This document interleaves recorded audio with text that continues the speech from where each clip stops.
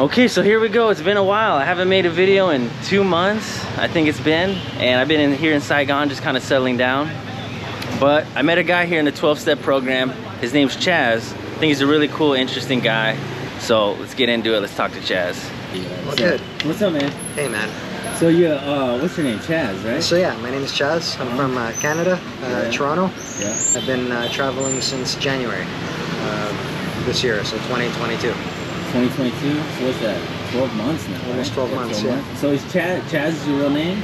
Born Charles. Okay. Born Oh, Charlie or Charles? Yeah. One of the kids that I teach, his name is Charles, but the parents are always like correcting me, saying that his name is Charles. Yeah, That's good. That's funny. So I guess just kind of take me back, man. So what did you're initially from Syria, right? Or your parents were from Syria? Yeah. Immigrated to Canada. Immigrated right? to Canada, yeah. And you were born in Canada, right? You bet. So yeah. And then kind of just take me back. Like, so what was it like growing up in Toronto? I mean, that's everything you knew, right? You didn't really know Syria. Yes, kind of. In terms of, I was born in Toronto. Yeah. But for the first like 10 years of my life, I sort of like traveled. I sort of like lived in a lot of different places within Canada and even outside of Canada. Oh, really? Yeah. So I didn't like really settle down until I was like maybe 9 years old. Oh, okay. Yeah. Back in Toronto. Yeah. My sister was born in Vancouver, for example. We lived there for a few years. Oh. We lived in Cyprus for a little bit. We even lived in like Amsterdam. Really? Yeah. Wow, I visited Syria a few times. Once when I was a kid, and then once when I was like 17.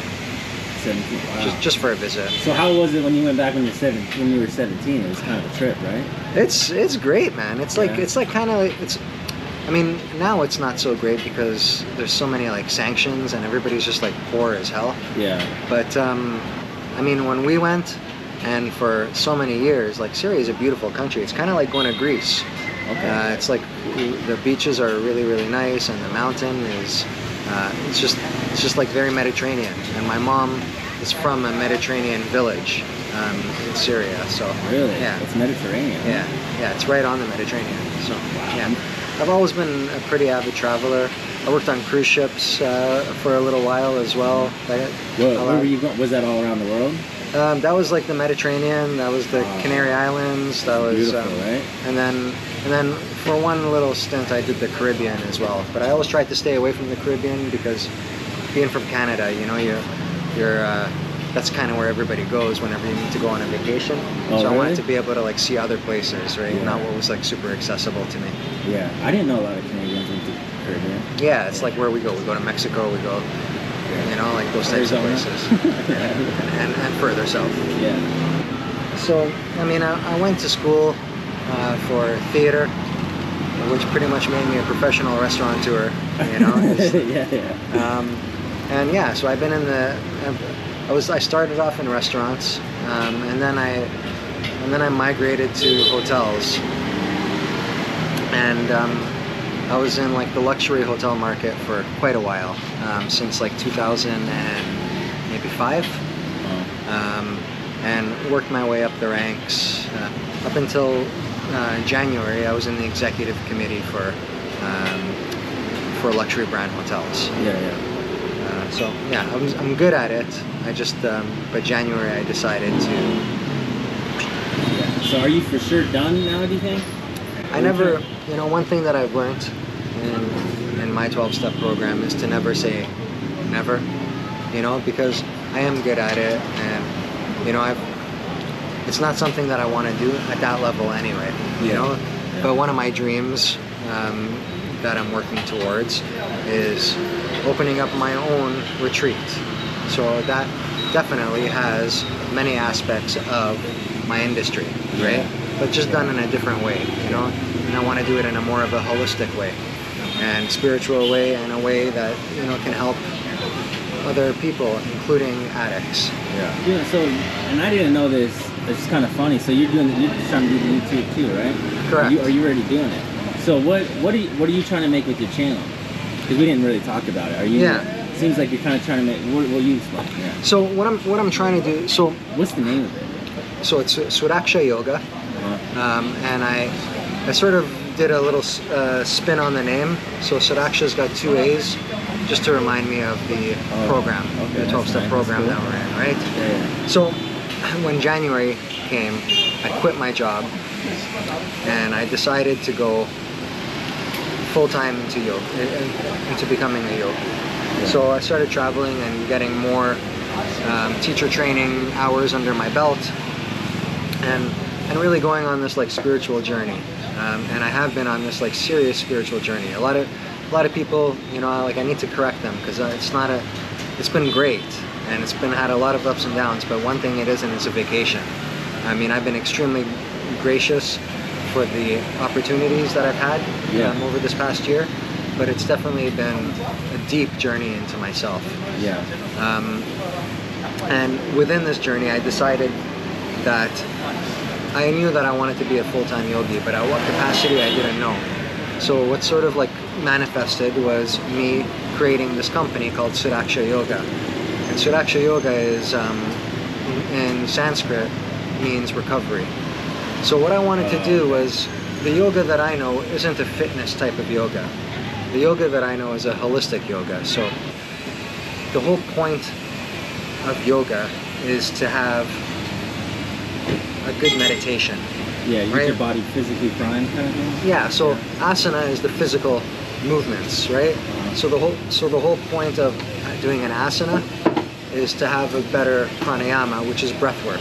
Yeah. And the whole point of doing good breath work is to have that heightened state of meditation. Yeah. And that's where like a lot of the healing and the releasing of blocked emotions and things like that really come in.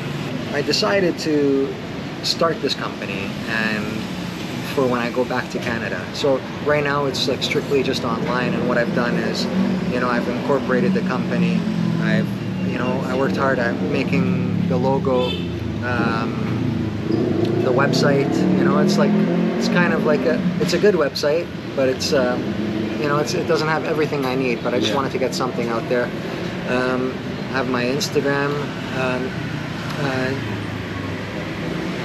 running now, and then my YouTube channel. So as of right now, as what we're filming right now, I only have about 4 or 5 videos on my YouTube channel. The whole point of what I have on there is to help all people with all types of it. So just for anything, just to have a better lifestyle. Yeah. But I also want to like make sure that people know that if you're suffering from any type of addiction, this can really like save you. This can help you. This can change your life like it did mine. Yeah. You know? And for me, the 2 things that literally saved my life was a 12-step program and yoga. And together, they're very powerful to me. And I want to like pass that on. And it doesn't mean you need to be an addict to be a customer of Suraksha Yoga. But if you are, and you need some help, you know, I've been a spiritual coach now for this entire year, and really my whole life. But I really want to grow that and be able to help and give back. I feel like everybody needs that, right? Yeah. I for sure need that 100%. I mean, because when I was talking to you, you were like, I think you need to go and do kind of like a retreat, like where you kind of check out and go into one of the, what do you call them, like ashrams? Yeah, ashrams. Yeah. And I was like, yeah, I mean, I think you're right. You know, I mean, and then I think everybody's got a level of sickness, especially for me personally, if you're living in America, you know, it's just like the lifestyle is completely backwards. Yeah. You know, I mean, like people just really don't pay attention to their bodies, you know? It all seems to be focused on how they feel versus like actually physical and nutrition and stuff like that. I really think it's so beneficial, because what it does is when you do it for a while, it helps to release all these blockages. And a lot of times it's blockages you don't even know that exist, because we're so good, North Americans, at pushing stuff down, man, pushing shit down. We're so good at that stuff, you know? Yeah. I always tell a story, because this one is not so deep. Before I started doing pranayama, which is the breath work, and some real magic happens when you do it for like a longer period of time. What I mean by that is consecutively, right? Like, so for me, it was like 7 weeks. Around 7 weeks was the mark where I felt a physical change. And what I mean was, before that, I used to always like wear a mouth guard when I went to sleep because I just clenched my jaws like crazy. It was like the jaws of life. Yeah. And I'd go through these like mouth guards like once every 3 months. You know, it was just like it's like a crocodile, man. You know, Crazy. and without even really realizing it, without even making that a focus, after 7 weeks, I stopped using a mouth guard. You know, and I wasn't clenching anymore. And naturally, the breath work that I did really like helped to like just one of the many changes in my life. That was one that happened subtly, without a sun culpt. And a sun culpt Shakti is like an intention, a specific intention. Yeah. And that's one of the things that I've learned in my studies at the ashram and with my yoga teacher, is to be like really specific with what your intentions are. It's like when you go in the backyard, you know, you got some land and you just start digging for something, for water, for something, and then you just give up, and then you go to another hole, and then you give up, and you do that at the end of the night, you know, and you look back there, you just got a whole bunch of ugly holes. Yeah. But if you have an intention and you stick to one, you know, then eventually you're going to hit what you're looking for.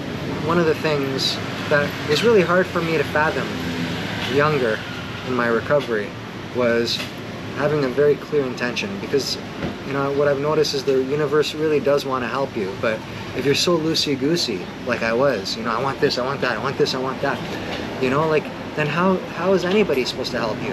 Never mind the universe, you know? So it's really important to like have this intention and write it down, you know? And when you have that intention and write it down, for me anyways, I've been able to like live beyond my wildest dreams, you know? I'm over 5.5 years now clean and sober. Yeah. And I never thought that I could have what I have right now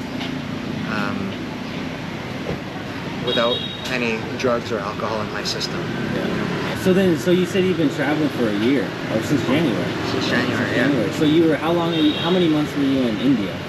I was in India at the ashram for about 6 months. Oh, you were there that long, right? Yeah. So you were in India, you were there at the ashram, and then also you were in the Himalayas, right? For how Yeah, long? so in Nepal? So what I did is when I got to India, I spent like a month, just because after 2 years of COVID, I needed like just to reset.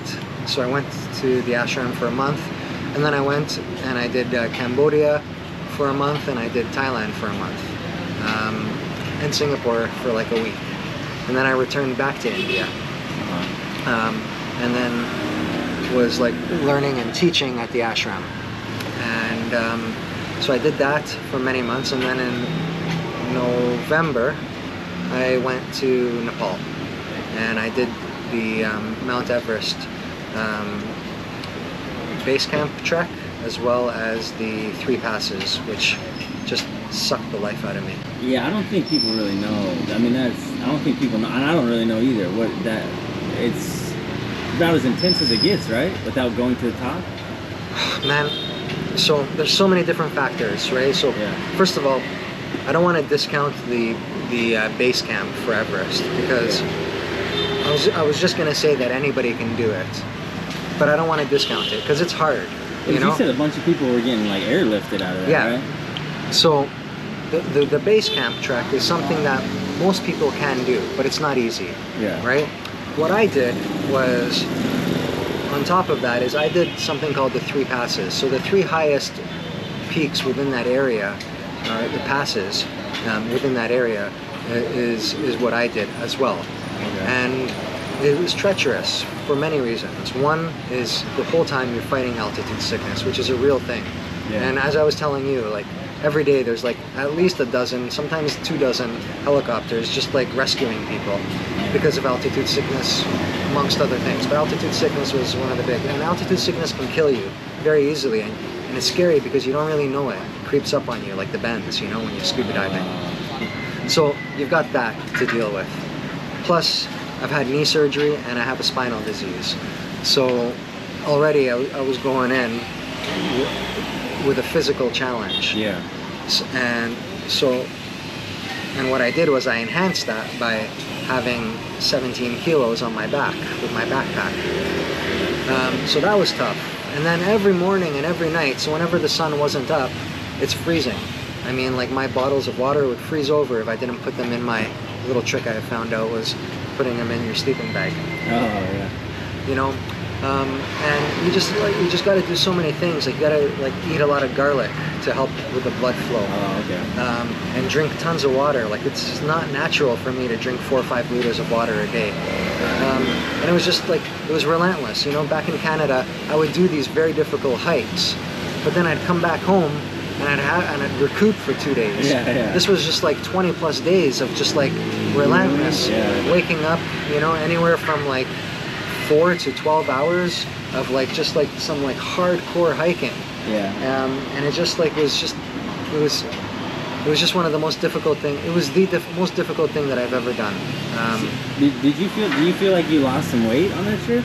Did you lose weight, or you pretty much stay the same? One of the things to combat the altitude sickness is to make sure that you're eating 3 meals a day. And that's, again, something that I wasn't used to. I usually ate like 1 or 2 times a day. Yeah. But it was just like I force-fed myself, right? So because you need it, you know, because I don't want to. Okay. I didn't want to turn around. I didn't have the money to get on a helicopter and escape. You know. So it wasn't. But I also wanted to do this for myself and for Suraksha Yoga, because I wanted to tell myself that I can do something. You know, being a junkie for so much of my life, there's so many things that I started but I didn't finish. Yeah. You know, and it was like, it was important for me to like say, I'm gonna do this, and I did this without a porter or a guide. And which is pretty much the standard, right? Like most people would get that. Most people would get security net. Most people would get one, if not both. Okay. And I did neither. And it was hard. Like, I mean, at least a dozen times I could have died easily. More than a dozen, maybe 3 dozen times I wanted to quit and I wanted to turn around and give up. Yeah. You know, but I did it. You know, and I mean, I got no cartilage left in my knees right now, but I'm glad I did it. Yeah. So that was part 1 with Chaz. It was a long video, like 40 minutes. I thought I should split it up into 2 different videos. In the next video, we're gonna talk more about what it's been like with his traveling throughout Asia the past year, and any recommendations he has, and if he would do it again. Because I was kind of surprised by what he said on his whole experience over the last year of traveling. So I hope you enjoyed the video. Thank you for watching, and we'll see you next time.